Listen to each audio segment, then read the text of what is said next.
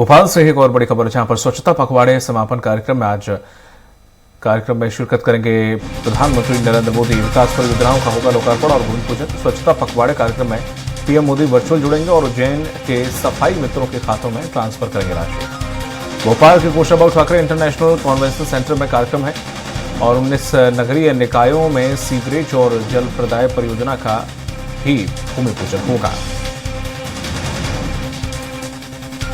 क्योंकि आज काफी बड़ा दिन है, आज 2 अक्टूबर है और ऐसे में स्वच्छता पखवाड़ा जो कि चल रहा था कार्यक्रम, उसका समापन होगा। इस कार्यक्रम में शिरकत करने के लिए प्रधानमंत्री नरेंद्र मोदी भी जुड़ेंगे।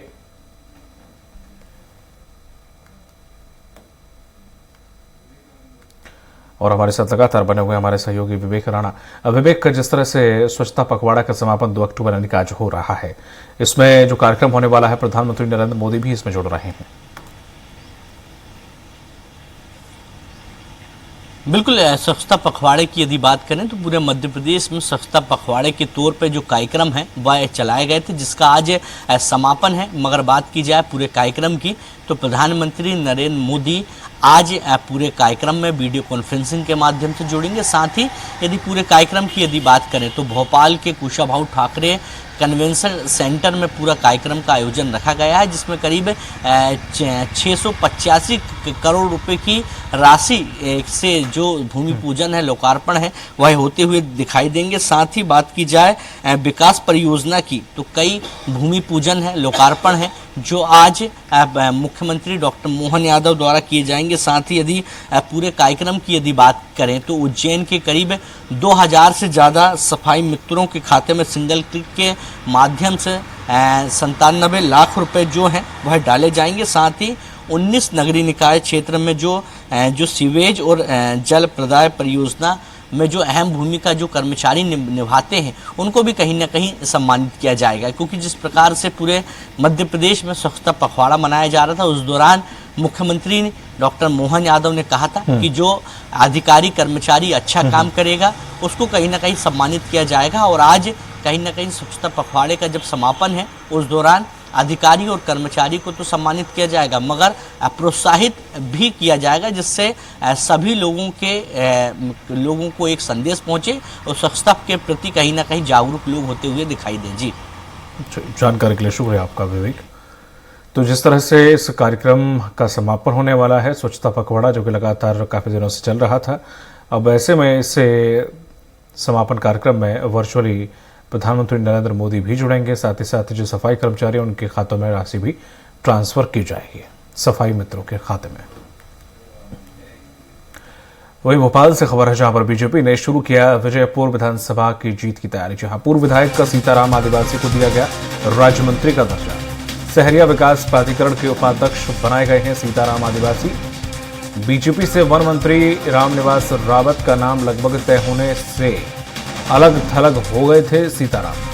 कांग्रेस सीताराम आदिवासी पर डोरे लगातार डाल रही थी उपचुनाव में कांग्रेस से उम्मीदवार बनाने के लिए।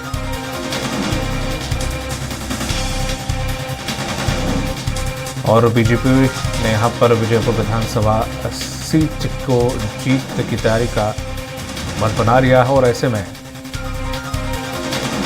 एक बड़ा कदम उठाया है। कांग्रेसी लगातार सीताराम आदिवासी पर डोरे डाल रहे थे, चुनाव में कांग्रेस से उम्मीदवार बनाने की जद्दोजहद में थे।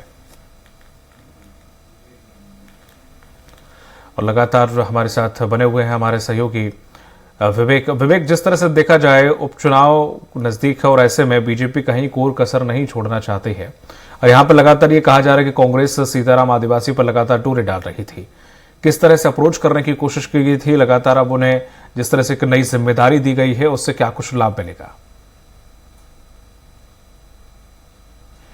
बिल्कुल, मध्य प्रदेश में 3 सीटों पर जो उपचुनाव हैं उसकी घोषणा मध्य प्रदेश निर्वाचन आयोग द्वारा कभी भी की जा सकती है, क्योंकि तैयारी की यदि बात करें तो निर्वाचन द्वारा पूरी जो तैयारी है वह कर ली गई है। कभी भी तारीखों का जो ऐलान है वह हो सकता है, जिसके चलते दोनों ही राजनीतिक पार्टी लगातार जमीनी स्तर पर काम करते हुए दिखाई दे रही है, रणनीति बनाते हुए दिखाई दे रही है। मगर बीजेपुर विधानसभा सीट की यदि बात करें तो जिस प्रकार से बीजेपुर विधानसभा सीट पर उपचुनाव होना है और उपचुनाव के मद्देनजर रखते हुए जिस प्रकार से आदिवासी जो वोटर हैं उनको कहीं ना कहीं लुभाने के लिए लगातार कांग्रेस पार्टी सीताराम आदिवासी को अपना प्रत्याशी बनाने पर लगातार मंथन कर रही थी, विचार कर रही थी। मगर उसके पहले बीजेपी सरकार ने एक बड़ा फैसला किया है। सीताराम आदिवासी जो पूर्व विधायक है उनको कहीं ना कहीं जो राज्य मंत्री का जो दर्जा है वह दे दिया गया है, क्योंकि बीते दिनों की यदि बात करें तो जिस प्रकार से मध्य प्रदेश शासन के मंत्री रामनिवास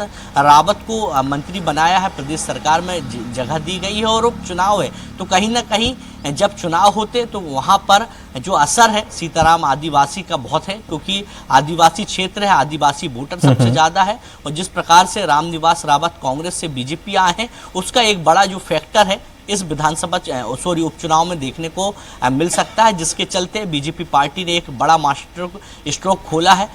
बीजेपुर के ही पूर्व विधायक रह चुके हैं सीताराम आदिवासी, जिनको अब राज्य मंत्री का दर्जा दे दिया गया है। अब कांग्रेस की यदि बात करें तो लगातार कांग्रेस बड़े लंबे समय से सीताराम आदिवासी से चर्चा कर रही थी कि उनको जो टिकट है उपचुनाव का वह दे दिया जाए। मगर मास्टर स्ट्रोक की यदि बात करें तो जिस प्रकार से बीजेपी ने मास्टर स्ट्रोक खेला है, अब कांग्रेस का जो रणनीति है वो पूरी तरह फेल होती हुई दिखाई दे रही है। इसी प्रकार तमाम लोग विधानसभा सीटों की यदि बात करें तो बुधनी और बीना की यदि बात करें तो दोनों ही विधानसभा सीटों पर उपचुनाव होना है। मगर बुधनी की बात करें तो बीजेपी का गढ़ मानी जाती है और बीना की यदि बात करें तो बीना के लिए भी बीजेपी सरकार लगातार रणनीति बनाते हुए दिखाई दे रही है। हालांकि बीजेपुर की जो तकलीफ लगातार बड़े लंबे समय से बीजेपी पार्टी को खल रही थी, वो जो तकलीफ है वह पूरी कर दी गई है और संभावना है कि अब बीजेपुर में कहीं ना कहीं बीजेपी पार्टी की जो स्थिति है वह मजबूत होते आने वाले समय में दिखाई देने वाली है। जी बिल्कुल, ये कदम जो बीजेपी ने उठाया वो वाकई कहीं ना कहीं जीत की ओर उनका इशारा करती है। साथ ही साथ जैसे कि आपने बिल्कुल कहा कि सीताराम आदिवासी वो अच्छे खासी पैठ रखते हैं आदिवासियों में, जाहिर है इसका लाभ बीजेपी को कहीं ना कहीं आने वाले उपचुनाव में मिलेगा। बहुत बहुत शुक्रिया तमाम जानकारी साझा करने के लिए आपका विवेक।